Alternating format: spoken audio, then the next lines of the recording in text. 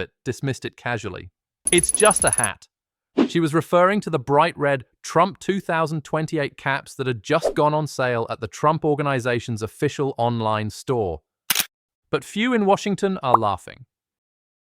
In American politics, symbols are never accidental.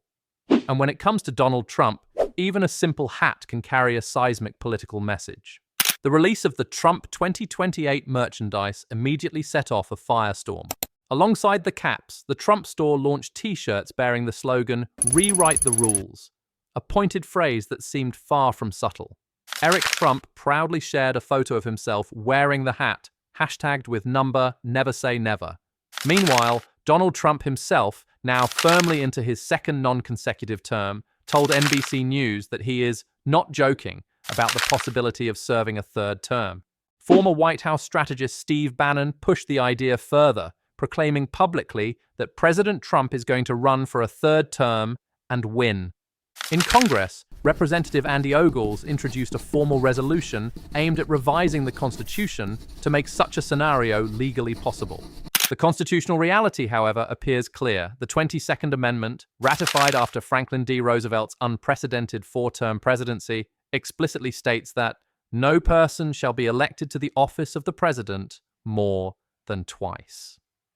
Legal scholars broadly agree that Trump cannot seek a third term through normal electoral means. Theories suggesting he could return to power by first serving as vice president face serious obstacles, particularly the 12th Amendment, which bars anyone ineligible for the presidency from holding the vice presidency.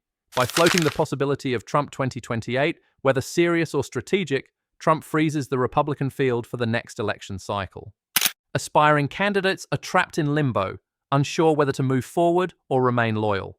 Once again, Trump is doing what he has always done best, keeping the system off balance, blurring the line between spectacle and reality, and forcing the nation to confront a question it hoped was settled long ago. For Donald Trump, who was elected in both 2016 and 2024, that barrier should be absolute. They argue that the amendment forbids a president from being elected to a third term, but does not explicitly prohibit one from succeeding into the office by other means, such as ascending from the vice presidency. Under this theory, Trump could run as a vice presidential candidate, win alongside a friendly president, and assume office if that president resigned. Most constitutional scholars dismiss this idea outright. The 12th Amendment, they point out, closes the door firmly. No person constitutionally ineligible to the office of president shall be eligible to that of vice president of the United States. In other words, if Trump is barred from serving as president again, he is automatically barred from serving as vice president as well. Legal experts across the ideological spectrum, from Notre Dame's Derek Muller to Northeastern's Jeremy Paul, have agreed there is no credible legal pathway for Trump to return to the presidency through succession.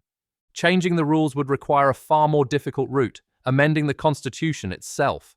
To repeal or modify the 22nd Amendment, Trump's allies would need to secure a two-thirds vote in both the House and Senate, followed by ratification from 3/4 of the state legislatures. A nearly impossible political feat in today's polarized environment. Only one constitutional amendment has ever been successfully repealed in American history, the 18th Amendment, which ended prohibition. Yet despite the overwhelming legal obstacles, the talk of a third term persists, not because it is legally viable, but because it serves a powerful political purpose. By keeping the conversation alive, Trump asserts dominance, sows confusion, and reminds his opponents that in his world, even the Constitution can feel negotiable. Despite the constitutional barriers, the idea of a Trump third term refuses to die, largely because allies and strategists have openly discussed theoretical workarounds. These so-called loopholes are not serious legal avenues. They are political trial balloons, floated to test how much ambiguity and chaos Trump can leverage to maintain control over the Republican Party and national discourse. Succession theories, like Trump running as vice president, appear cleverly subversive at first glance, but collapse immediately under constitutional scrutiny. The 12th Amendment explicitly states that anyone ineligible to serve as president is also ineligible to serve as vice president. Trump's two previous terms, under the plain reading of the 22nd Amendment, disqualify him from eligibility altogether. Legal consensus leaves little room for loophole fantasies.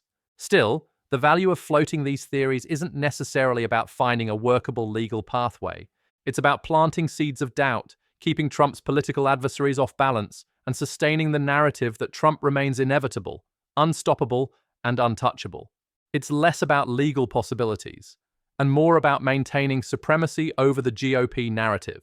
The Trump 2028 hat may have been marketed as merchandise, but in reality, it functions as something far more potent, a symbol of political dominance. By casually releasing products that tease a third term, Trump isn't just trolling the media. He is signaling to his supporters, his party, and the nation that he remains firmly in control of the Republican future. Once again, ambiguity becomes Trump's greatest weapon against ambition, but the political impact extends beyond the Republican Party. By flirting with the idea of rewriting constitutional norms, even jokingly, Trump forces the entire political establishment to respond to him. Media outlets scramble to cover every comment and every hat.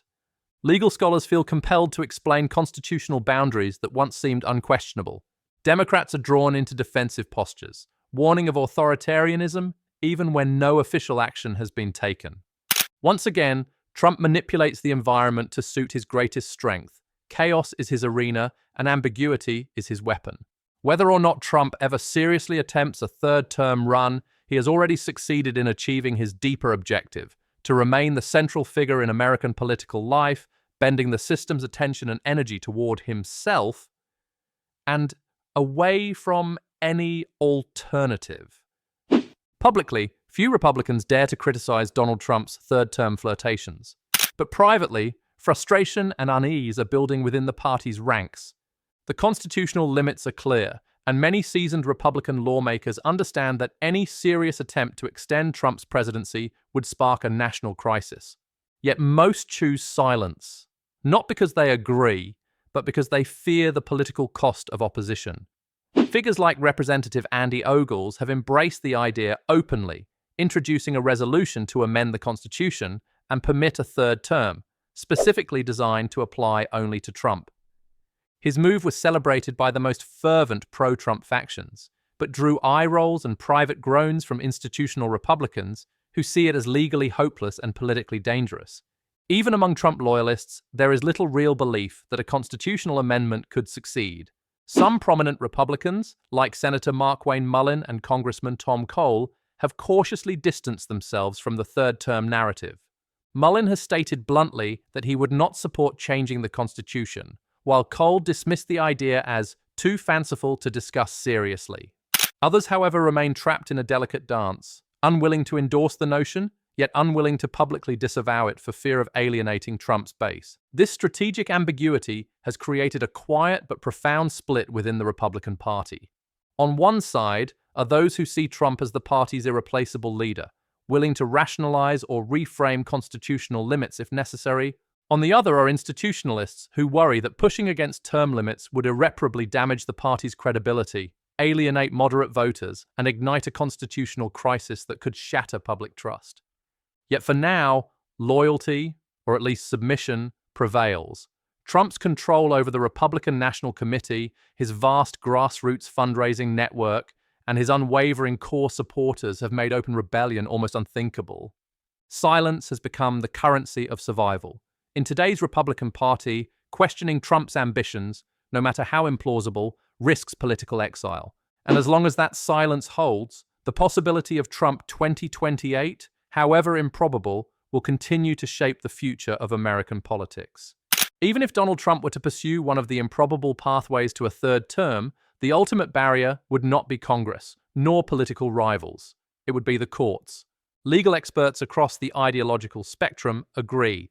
The constitutional framework leaves no serious ambiguity about presidential term limits. The 22nd Amendment clearly states that no person can be elected to the presidency more than twice. Moreover, the 12th Amendment ensures that anyone ineligible to serve as president is equally barred from serving as vice president. Any attempt to maneuver Trump into the presidency via a vice presidential succession, or through any other backdoor strategy, would immediately trigger legal challenges. Election officials at the state level would likely move first. Historically, states have disqualified candidates from presidential ballots if they failed to meet basic constitutional criteria such as age or citizenship requirements. There is little reason to believe the term limit clause would be treated differently. Secretaries of state in battleground states, especially those with divided political control, would face intense pressure to rule Trump ineligible, a move that would escalate almost instantly to the federal courts. Unlike other recent controversies involving Trump, such as 14th Amendment challenges related to January 6th, the issue of term limits is straightforward. As Notre Dame law professor Derek Muller noted, while disqualification cases involving insurrection raised complex factual disputes, enforcing the 22nd Amendment would be far simpler and enjoy much broader legal consensus. In such a case, the Supreme Court would almost certainly be forced to intervene. Most constitutional scholars predict that any serious attempt by Trump to seek a third term would be struck down swiftly and decisively by the courts. The judiciary, though increasingly politicized in recent years, has shown strong institutional instincts when it comes to preserving the basic constitutional structure of American government. Yet even this reality comes with a warning. Trump's strategy may not depend on winning in court. His political calculus has often been about pushing boundaries, forcing crises, and galvanizing his base around perceived persecution. In that sense, even a failed third-term attempt could serve his larger aims, portraying himself as a martyr fighting a corrupt system, deepening loyalty among supporters, and disrupting the political environment just enough to maintain his grip on power. In short, the courts could block Trump from serving a third term, but they cannot stop him from weaponizing the fight itself. Donald Trump may never legally serve a third term. The Constitution stands firm, and the courts would almost certainly block any attempt. But winning a third term was never really the point. By keeping the idea alive, Trump freezes his rivals, dominates the headlines, and reminds the country that he, not the system, still sets the rules. Maybe the Trump 2028 hat is just a hat, or maybe it's a warning that power, once seized, rarely gives itself up without a fight.